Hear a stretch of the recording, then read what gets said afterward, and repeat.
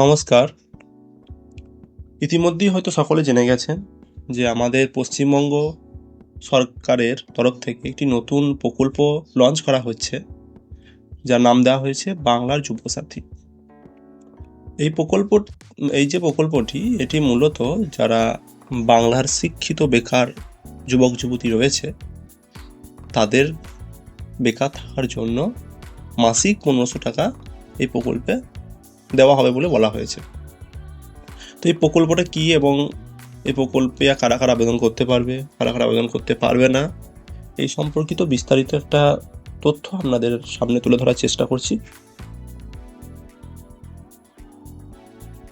পশ্চিমবঙ্গ সরকার ঘোষণা করেছে যে 15 তারিখ থেকে, অর্থাৎ 15 ফেব্রুয়ারি থেকে 28 ফেব্রুয়ারি পর্যন্ত বিধানসভার বিভিন্ন জায়গায় একটি করে ক্যাম্প বসবে।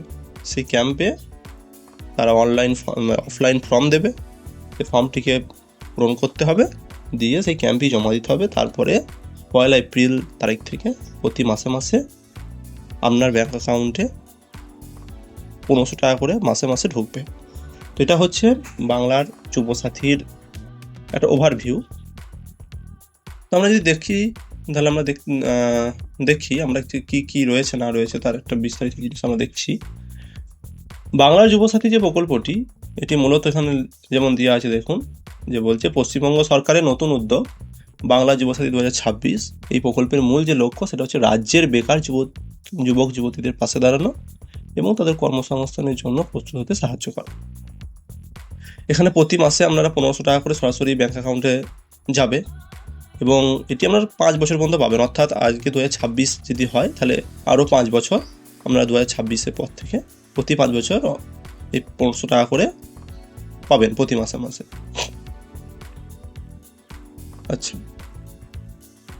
আচ্ছা, এবারের এলিজিবিলিটি মানে কারা কারা এটা আবেদন করতে পারবে, দেখুন লেখা রয়েছে। প্রথম যে ক্রাইটেরিয়া দিয়েছে, এখানে অবশ্যই পশ্চিমবঙ্গের স্থায়ী বাসিন্দা হতে হবে আপনি যদি আবেদন করতে চান। দ্বিতীয়ত হচ্ছে আপনার বয়স 21 থেকে 40-এর মধ্যে হতে হবে। এবং সবথেকে ভাইটাল যেটা পয়েন্ট সেটা হচ্ছে যে ন্যূনতম শিক্ষাগত যোগ্যতা মাধ্যমিক পাস হতে হবে। এটা একদম ভাইটাল পয়েন্ট যে আপনাকে মাধ্যমিক পাস করতে হবে। আপনি মাধ্যমিক পরীক্ষা দিয়েছেন অথবা ফেল করেছেন, আপনি কিন্তু এই যে প্রকল্পটি রয়েছে তাতে কিন্তু আবেদন করতে পারবেন না। কিন্তু আপনি আবার দেখা যাচ্ছে যে মাধ্যমিক পরীক্ষা দেননি, ক্লাস 8 কিংবা ক্লাস 9 পর্যন্ত পড়েছেন, কিংবা মাধ্যমিকে ভর্তি হয়েছিলেন, মাধ্যমিক পরীক্ষা দেননি, তাহলে কিন্তু আপনি এই এই যে প্রকল্পটি রয়েছে এর আওতাভুক্ত হবেন না। আপনাকে অবশ্যই মাধ্যমিক পাস করতে হবেই হবে। দ্বিতীয়ত চতুর্থত যেটা রয়েছে সেটা হচ্ছে যে আপনি যদি কোনো কাজ করেন বা যদি চাকরি করেন, তাহলেও কিন্তু আপনি এই যে প্রকল্পটি এটি পাবেন না। কাজ মানে এমনটা নয় যে কোনো প্রাইভেট সেক্টরে কাজ করেন তারা পাবেন না, তারা পাবেন যারা প্রাইভেট সেক্টরে কাজ করেন। মানে বলতে চাইছি যে যার কোনো ছোটো দোকান আছে, কেউ বাস চালায়, কেউ টোটো চালায়, হ্যাঁ, মানে যারা এতক্ষণের মধ্যে বেকার আছে, কোনো সরকারি কাজ পায়নি, তারা এই চাকরিটা তারা এই প্রকল্পটি পাবে। কিন্তু যারা কোনো কাজ পেয়েছে বা মানে সরকারি কাজ পেয়েছে, সেটা পার্মানেন্ট হোক বা কন্ট্রাকচুয়াল হোক, তাতে কোনো যায় আসে না। কিন্তু যদি পার্মানেন্ট বা কন্ট্রাকচুয়াল যদি পেয়ে থাকে কোনো কাজ রাজ্য সরকারের অধীনে বা কেন্দ্র সরকারের অধীনে, তাহলে কিন্তু তিনি এই প্রকল্পে আবেদন করতে পারবেন না। কারা কারা এই প্রকল্পে আবেদন করতে পারবেন না, দেখুন এই প্রকল্পে আবেদন করতে পারবেন না সেটা পরিষ্কার স্পষ্ট ভাষা এখানে মেনশন করা আছে যে সমস্ত স্টুডেন্টরা যারা ফুল টাইম রেগুলার কোর্সে কোনো ভর্তি হয়ে গেছে, তারা কিন্তু এই প্রকল্পে আবেদন করতে পারবে না। দ্বিতীয়ত যারা কোনো কাজ করছে, কাজ মানে সেটা পার্মানেন্ট হতে পারে বা সেটা কন্ট্রাকচুয়াল হতে পারে, সেটা কেন্দ্র সরকারের অধীনে হতে পারে, সেটা রাজ্য সরকারের অধীনে হতে পারে, তারাও কিন্তু এই স্কিমে আবেদন করতে পারবে না। তাছাড়া বিভিন্ন সরকারি যে সহায়তাগুলো রয়েছে বা যে স্কিমগুলো রয়েছে, যেমন যুবশ্রী একটা হয়, যেগুলোকে আমরা বলছি এমপ্লয়মেন্ট ব্যাংকের একটা স্কিম আছে, যেখানে সরকার যারা বেকার থাকে তাদেরকে বিভিন্ন শিক্ষা দিয়ে বিভিন্ন শিক্ষা দেয় আর কি, বিনামূল্যে। তো সেরকম একটা প্রকল্প যে যুবশ্রী প্রকল্প, তারা তো সেই প্রকল্পেও কিন্তু যদি আপনার নাম নথিভুক্ত থাকে আপনি পাবেন না। আপনি যদি ওল্ড এজ উইডো পেনশন পেয়ে থাকেন তাহলেও পাবেন না, যদিও এটা আনরিলেভেন্ট একটা ব্যাপার। কারণ যারা ওল্ড এজ বা উইডো পেনশন মানে বিধবা ভাতা কিংবা বৃদ্ধ ভাতা যারা পাবে, তারা কখনোই কিন্তু এই 40 বছরের মধ্যে সে পাবে না, ঠিক আছে। তো সেটাও কিন্তু একটা এটা কেন দিয়েছে আমি জানি না। এছাড়া রয়েছে লক্ষ্মীর ভাণ্ডার, যেটা সব থেকে ভাইটাল পয়েন্ট, যেখানে এসে কনফিউশনটা দাঁড়াচ্ছে যে লক্ষ্মীর ভাণ্ডার, এই লক্ষ্মীর ভাণ্ডার যারা যারা পাচ্ছে তারা কিন্তু এই প্রকল্পে আবেদন করতে পারবে না।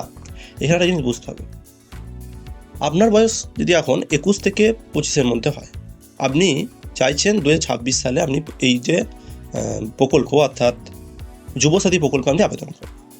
দেখা গেল আপনার বয়স যখন 25 হবে এবং আপনি যখন লক্ষ্মীর ভাণ্ডার প্রকল্পটি পাওয়ার জন্য এলিজিবল হবেন, তখন কিন্তু একটা সমস্যা দেখা দিতে পারে, আপনি যুবশ্রী প্রকল্পে টাকা পাচ্ছেন এই অজুহাত দেখিয়ে আপনাকে কিন্তু ওই লক্ষ্মীর ভাণ্ডার প্রকল্প থেকে বাদ দিলেও দিতে পারে। তো সেই হিসাবে যে সমস্ত মহিলারা এখানে আবেদন করবেন, যে সমস্ত মেয়েরা ভাবছেন যে আমরা আবেদন করব, তারা আবেদন করার আগে দুবার ভাববেন বা ভেবে দেখবেন, বা আরও দুদিন যাক, প্রথমেই আবেদন করতে যাবেন না। আরও যদি কিছু ক্রাইটেরিয়া রাজ্য সরকার বেঁধে দেয়, সেটাও একটু দেখার চেষ্টা করবেন, তারপরে কিন্তু আপনি ফর্ম ভরবেন, না হলে কিন্তু এই সমস্যাটা দেখা দিতে পারে। আচ্ছা, এখানে ডকুমেন্টস কী কী লাগবে সেটাও বলে দিচ্ছে, যে আমাদের একটা এজ প্রুফ লাগবে, অর্থাৎ আপনার বয়স যে 21 থেকে 40 তার মধ্যে প্রমাণ দিতে হবে। সেখানে বলে দিয়েছে যে মাধ্যমিক অ্যাডমিট কার্ড দিতে হবে, বার্থ সার্টিফিকেট দিতে হবে, অথবা আধার কার্ড, যে কোনো একটা দিলেই হবে। আচ্ছা, আপনি যে বাড়িতে আপনি যেখানে বাস করেন, অর্থাৎ আপনি যে পশ্চিমবঙ্গের বাসিন্দা, সেই হিসাবে আপনার একটা অ্যাড্রেস প্রুফ লাগবে, ঠিকানার প্রমাণপত্র লাগবে। তো সেখানেও বলে দিয়েছে আপনি ভোটার আইডি, আধার কার্ড অথবা রেশন কার্ডের মধ্যে কোনো একটা দিতে পারেন। এছাড়াও এডুকেশন কোয়ালিফিকেশান, আপনি যে 10 পাস করেছেন, ক্লাস মাধ্যমিক পাস করেছেন, তার যে মার্কশিট, সার্টিফিকেট, অ্যাডমিট কার্ড, এই সমস্ত জিনিসগুলো কিন্তু আপনার লাগবে। আচ্ছা, এবার কী করে অ্যাপ্লাই করতে পারবেন সেটাও বলছে, যে আপনারা প্রতিটা বিধানসভাতে একটা করে বসবেন, একটা করে ক্যাম্প বসবে, যেমন দুয়ারে সরকার ক্যাম্প যেমন হয়, দুয়ারে সরকার আপনারা সকলেই দেখেছেন, দুয়ারে সরকার ক্যাম্প, সেরকম যেমন ক্যাম্প হয়, তো সেরকমই একটা নির্দিষ্ট ক্যাম্প প্রতিটা জায়গায় একটা করে বসবে।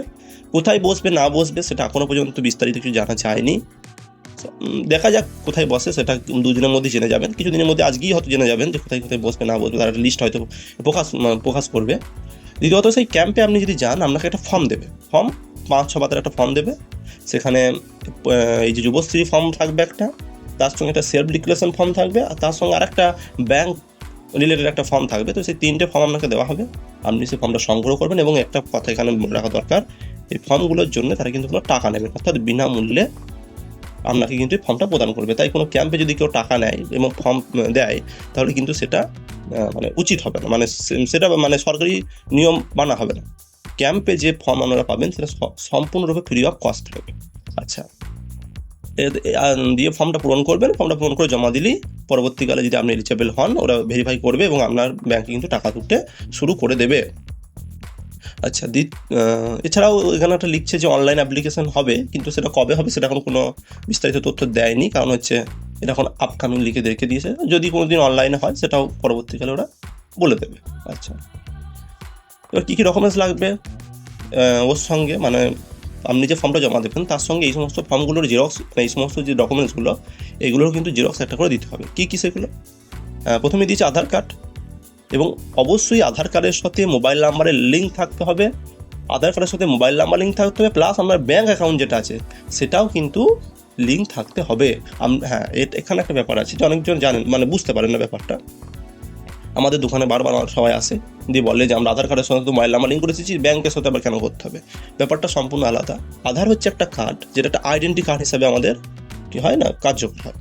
এবারে আধারের সাথে এখন সমস্ত জিনিসটা লিঙ্ক করতে হবে। যেমন আধারের সাথে আপনি যে ফোনটা ব্যবহার করছেন তার মোবাইল নাম্বার থাকা যেমন জরুরি, তেমনই এই আধার কার্ডের সাথেই আপনার যে ব্যাংকের বইটা আছে সেই ব্যাংকের বইটার লিঙ্ক থাকা অবশ্যই জরুরি।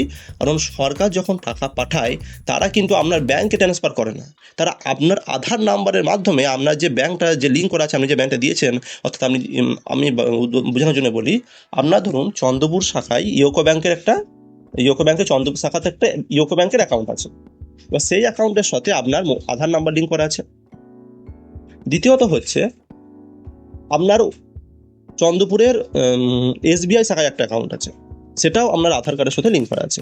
এবার আপনি যদি ইউকো ব্যাংকের যে অ্যাকাউন্টটা সেটা দেন, ইউকো ব্যাংকের অ্যাকাউন্টটা যদি আপনি যুবসাথী প্রকল্পে আবেদন করার সময় দেন, তখন কি হবে, আপনার ওই আধার কার্ডের মাধ্যমে কিন্তু ওই ইউকো ব্যাংকের টাকাটা যেটা ওরা দেবে, অর্থাৎ সরকার দেবে, সেটা ওই আধারের মাধ্যমে টাকাটা ঢোকাবে, আপনার ব্যাঙ্ক অ্যাকাউন্ট মেরে কিন্তু ওরা ঢোকাবে না। সেই জন্য আধার কার্ডের সাথে ব্যাংকের যে বইটা সেটা লিঙ্ক থাকা অবশ্যই দরকার।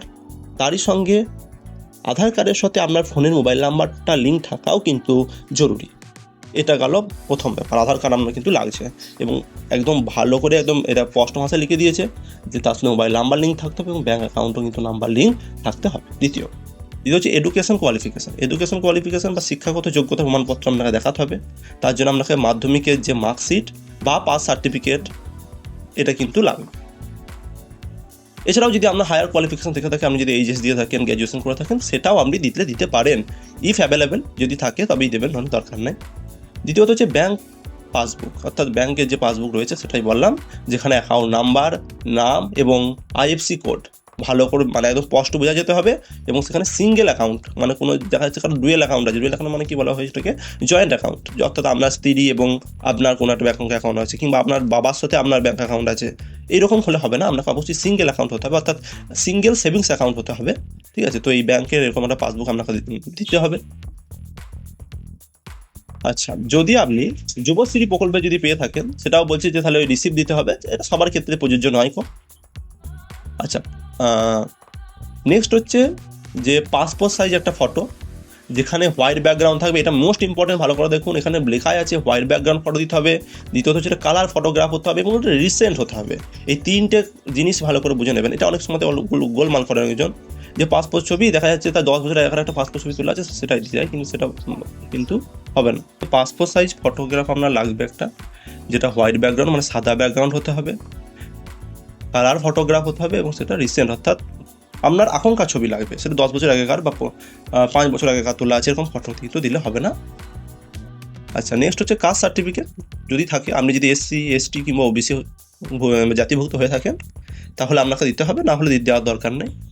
আর একটা রয়েছে যে রেসিডেন্সিয়াল প্রমাণপত্র, যেটা আগেই বলেছি যে বাসিন্দার প্রমাণপত্র, অর্থাৎ আপনি যে পশ্চিমবঙ্গের স্থায়ী বাসিন্দা সেটা কিন্তু উল্লেখ থাকবে। তার জন্য ভোটার কার্ড অথবা রেশন কার্ড, যেটা ফর্মটি সংগ্রহ করবেন, এতে আপনাদের কোনো চার্জ লাগবে না। আচ্ছা, আমাদের ইঙ্ক অ্যান্ড লিঙ্ক সাইবার স্টেশনেই আপনারা কালার ফটো, হোয়াইট ব্যাকগ্রাউন্ড সহ, যেটা যেখানে যেমন ক্রাইটেরিয়া দেওয়া আছে সেইভাবেই ছবি তোলা যাবে। তা আপনাদের যদি পাসপোর্ট সাইজের ফটো প্রয়োজন পড়ে, আপনারা ইঙ্ক অ্যান্ড লিঙ্ক সাইবার স্টেশনে এসে যোগাযোগ করতে পারেন, আমরা কিন্তু সেগুলো সেই ফটো আপনাদেরকে তুলে দেবো।